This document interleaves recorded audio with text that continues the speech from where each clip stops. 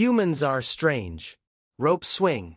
The humans found the rope, Quartermaster Alex Reed said without preamble as he entered the conference room. Trevor clicked absently in sympathy without lifting his focus from the information he was presenting to the new commander. The commander, however, lifted his primary eyes to focus on the quartermaster. The commander's primary manipulators cocked at a curious angle, and Trevor tried not to feel irritation as Alex Reed spread all 8 limbs to their maximum extent in an exaggerated gesture of bewilderment. We did our best to hide the rope. Alex Reed raised a single manipulator to emphasize the singular nature of this rope in particular.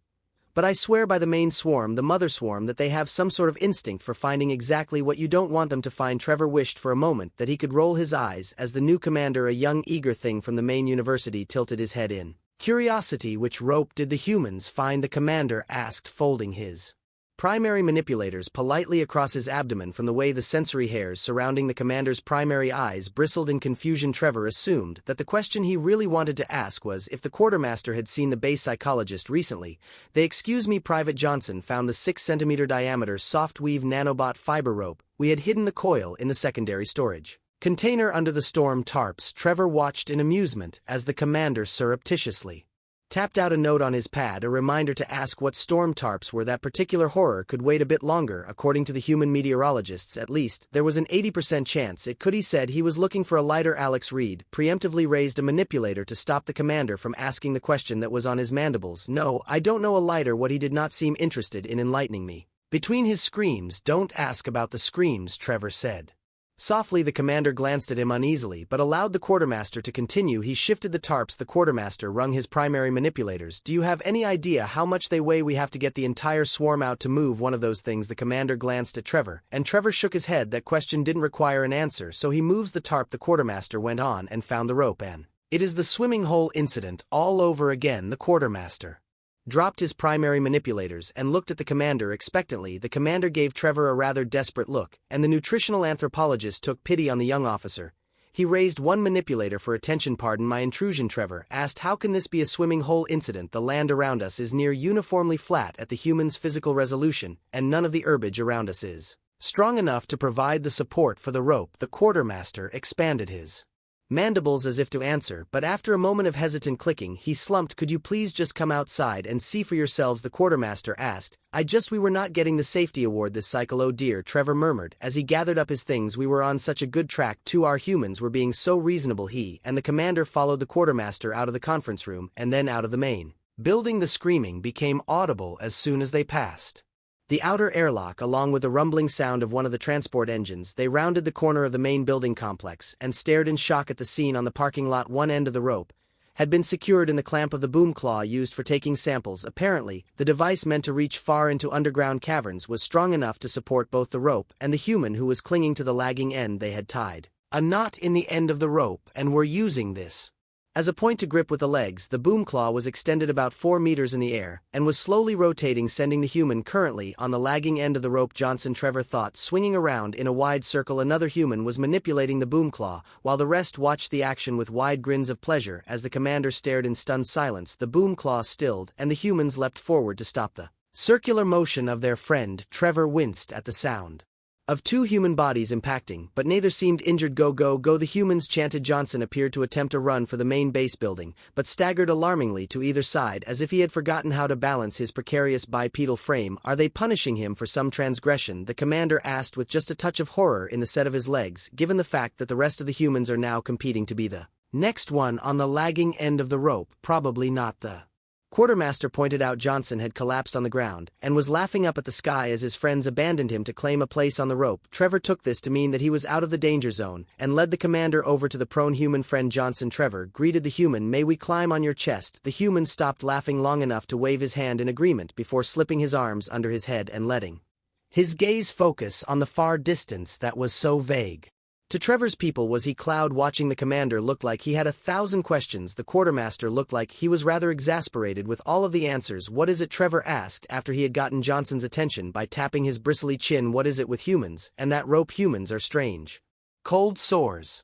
Yeah, so I'm pretty sure from what the medical computer says that this won't be contagious, but it's a viral outbreak, and I don't know whether my implant works on skin conditions like this. Trevor stood behind his commander as they listened to the slightly slurred voice of the audio, only communication coming from a human who had locked himself in his quarters. The nutritional anthropologist was concerned any time the term viral outbreak was used it was time for concern, but the human had willingly isolated himself, and after all human, it wasn't like they were so fragile as to be taken out by their own internal microbes.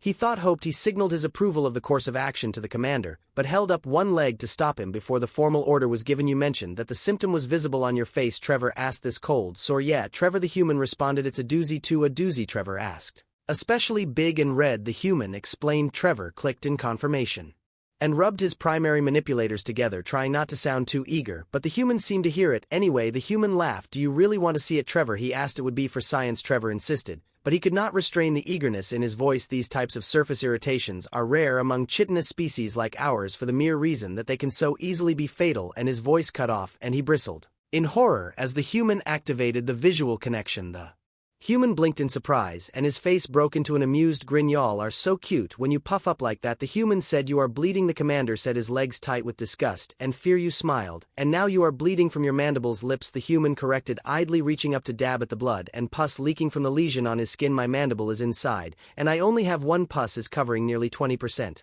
of your visible endothelial surface, Trevor said when he could finally bring himself to speak. Yeah, the human squinted at him in bland confusion as he replied. If you say so. I guess I figured this would freak you little guys out, you know, cause your exoskeleton integrity is so important to you. It's why I decided to stay in till this healed. Suggested protocol from the Ranger Corps. Trevor quickly drew himself up into a less horrified stature. Yes, and as I recall, human surface damage is not nearly so hazardous, so you are quite well. I can't bring you anything to aid your recovery from the galley. Well, some of those fresh berries would be nice, the human admitted. Fresh fruit always has been a Navy man's best friend. I will pick some myself immediately, Trevor said, backing out of the room. The commander can finish the communication. He was well aware that he had left the room with less dignity than he had ever possessed, but he felt no qualms about leaving that revolting sight to the commander. He shuddered from hairtip to hairtip. Cold sores. Oh dear, this was going to be a report and a half. Humans are strange. Q-tips.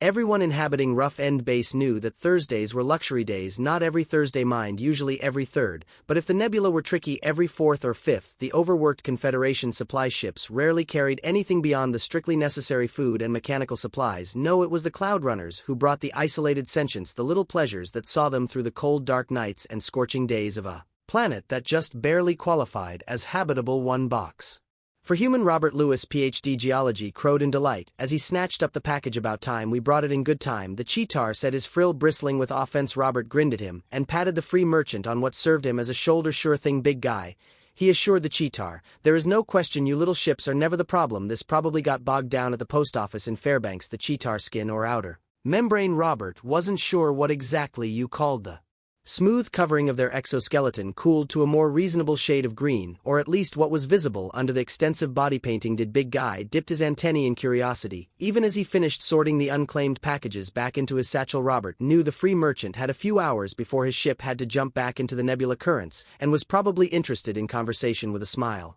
Robert began to carefully open the paper wrapping that covered his purchase. Big guy clicked in interest as he tilted his head back and forth to get a better look at the tightly packed items. Q-tips, Robert explained as he popped the package open and pulled out two. He handed one to Big Guy and slipped the other into his ear with a contented sigh. What are you using that for? Big Guy asked in surprise. I was under the impression that human auditory canals were nearly as sensitive as our own. I'm cleaning out the waxy build-up in my ears, Robert said with a grin. It's okay, look.